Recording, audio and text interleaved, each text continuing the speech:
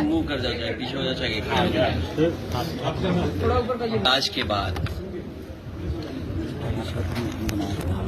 जो आज संभव इलाज है, परिवार ने पूरा इलाज कराया, उसके बाद उनके परिवार के सदस्य, उनके पिता नहीं रहे। इस पारिवारिक कार्यक्रम में मैं शामिल होने आया हूं। जौनपुर समाजवादियों का बहुत पुराना जिला रहा है। नेताजी से लेकर के और पूर्व में बहुत बड़े बड़े नेता यहां से बने, परिवर्तन लाए, राजनीति को हमेशा दिशा देने का काम किया है। इधर जो सबसे बड़ी लड़ाई थी लोकसभा की, जिसमें संविधान बचाना, लोकतंत्र बचाना, और जिस तरह भारतीय जनता पार्टी काम कर रही थी, उसकी गलत नीतियों के खिलाफ जनता में आह्वान समाजवादियों ने और गठबंधन के साथ, इंडिया गठबंधन के साथ आए। उसका परिणाम ये हुआ है, न केवल जौनपुर की जनता ने, जिसमें दोनों लोकसभाएं हैं, जौनपुर लोकसभा, मछलीशहर लोकसभा और आसपास की बहुत महत्वपूर्ण लोकसभा इंडिया गठबंधन के पक्ष में आई। इंडिया गठबंधन समाजवादी पार्टी, उस समाजवादी पार्टी का एक एक कार्यकर्ता, नेता, जिसने अपनी लड़ाई समझी, संविधान की बचाने की अपनी लड़ाई, बाबा साहब भीमराव अम्बेडकर जी का जो रास्ता था, डॉक्टर राम मनोहर लोहिया का, नेताजी का जो रास्ता था, उस रास्ते पे चल करके यहाँ के नेता कार्यकर्ताओं ने एकजुट होकर के जो पार्टी का फैसला था उसके पक्ष में मतदान हुआ, और परिणाम आप देखिए। बहुत दिनों के बाद दोनों लोकसभा समाजवादी पार्टी के पक्ष में है। मैं एक एक मतदाता का धन्यवाद देता हूं। पार्टी के संगठन के जितने भी हमारे कार्यकर्ता बूथ स्तर पे थे, गांव स्तर पे थे, संगठन के लोगों का मैं बहुत धन्यवाद देता हूं कि उन्होंने समाजवादी पार्टी की इस लड़ाई में पूरी जिम्मेदारी के साथ मदद की है। और उसका परिणाम ये है कि अब दिल्ली की सरकार वो फैसले नहीं ले पा रही जो वो लेना चाहती थी। लेकिन उसके बावजूद भी आप और हम देख रहे हैं कि जब हर सवाल पर सरकार नाकाम हो गई है, आप उनसे महंगाई पर चर्चा करें, जब हम और आप आज यहां बातचीत कर रहे हैं, डीजल पेट्रोल की कीमतें बढ़ी हैं। ये अलग बात है कि सरकार कैसे गोल गोल जवाब दे रही कि भार नहीं जनता पे पड़ेगा। सिलेंडर देखिए आप, जिसको फ्री देने की बात कही है, आज फिर कीमत बढ़ गई।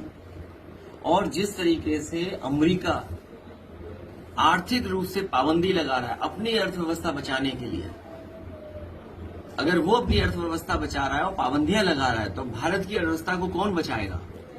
जब भारत की अर्थव्यवस्था नहीं ठीक चल पा रही है, तो जो निवेश करने वाले लोग हैं अपना पैसा निकाल लें, उसका परिणाम ये है कि सेंसेक्स लगातार नीचे जा रहा है।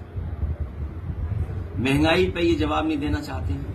बेरोजगारी इतने बड़े पैमाने पे फैल गई है कि आने वाली सरकार अगर फैसले भी लेती है तो कब बेरोजगारी को दूर कर पाएगी? कुछ लोगों को लाभ पहुंचाने के लिए सरकार हर फैसला ले रही है। अभी मुद्रा परियोजना योजना का 10 साल पूरे हुए हैं। आप खुद सोचिए, अगर 52 करोड़ लोगों को इन्होंने मुद्रा योजनाओं से जोड़ा है, और ये बात उन्होंने सरकार में कही थी कि हर व्यक्ति को नौकरी मिलेगी इस मुद्रा योजना के माध्यम से, जो कारोबारियों की मदद की। अगर 52 करोड़ लोगों को इन्होंने मदद की है, 33 लाख करोड़, तो अगर एक व्यक्ति जिसको मुद्रा लोन मिला है, अगर उसने 2 लोगों को नौकरी दी है, तो इसका मतलब तो यह है कि नौकरी खत्म हो जानी चाहिए थी, अब नौकरी की जरूरत ही नहीं थी किसी को। ये तो उन्हीं की बात मैं कह रहा हूं जो आपसे मैं आज शेयर कर रहा हूं। और फिर हमारे मुख्यमंत्री कहते हैं कि अगले 3 साल में हम जीरो पॉवर्टी कर देंगे। हमारे मुख्यमंत्री जी को जानते नहीं है। अगर उन्हें वीवो का मोबाइल दे दो तो कहो वो भी न चला पाए, आईफोन दे दो तो कहो दीवार पे मार दें। क्या कह रहे हैं कि 3 साल में हम गरीबी दूर कर देंगे, जीरो पॉवर्टी कर देंगे, कि किस बात का नारा है? और फिर zero tolerance law and order के लिए सुप्रीम कोर्ट क्या कह रहा है? सुप्रीम कोर्ट कह रहा है जो बात हम लोग कहते थे, वो बात सुप्रीम कोर्ट कह रहा है कि कानून व्यवस्था उत्तर प्रदेश में है ही नहीं, खत्म हो गई है। कानून व्यवस्था के नाम पर कुछ हो ही नहीं रहा है। मनचाहा अधिकारी काम कर रहे हैं, मनचाहा अधिकारी मुकदमे लगा रहे हैं, मनचाहा लोग पैसे वसूल रहे हैं। और जौनपुर से बेहतर कौन नहीं जानता, याद करो वो पुजारी की घटना। क्या आज भी जेल में नहीं है पुलिस के लोग? मुझे वो दिन याद है जब एक बच्चा केवल टिकटॉक बना रहा था, वो मुस्लिम बच्चा था, टिकटॉक बना रहा था, पुलिस ने दबाव बनाया, उसके बाद पिताजी से पैसा लेना चाहते थे, जान चलेगी बाद में। हमारा पूरा डेलीगेशन पार्टी का पहुंचा था, न जाने कितने बेगुनाहों को मार दिया। और यही जौनपुर है जहां पर अपनी नाकामी छुपाने के लिए बैंक डकैती के मामले में एक फेक इनकाउंटर किया था। फेक इनकाउंटर इसी जिले में हुआ था। और कैसी सरकार है, सोचिए आप, जब सवाल खड़े हुए, जवाब नहीं दे पाए, तो उन्होंने बैलेंस करने के लिए छतरी की भी जान ले ली। ये बात आप लोगों से नहीं छिपी होगी, क्योंकि आप लोगों ने तो करीब से चीजें देखी हैं। तो हर चीज की जब नाकामी हो गई, ये जो वक्फ बिल लाए हैं, नाकामी का पर्दा है।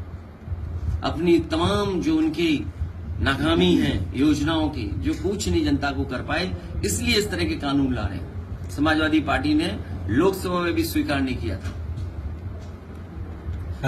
आने वाले समय में भारतीय जनता पार्टी जाने वाली है।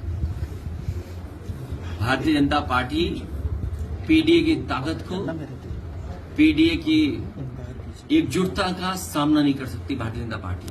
और इसीलिए क्या कह रही थी मुख्यमंत्री जी, 80 और 90, ये मैंने नहीं कहा।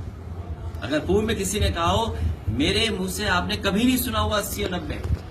मैं उन्हीं मुख्यमंत्री जो 80-90 कह रहे हैं, मैं उनसे जानना चाहता हूं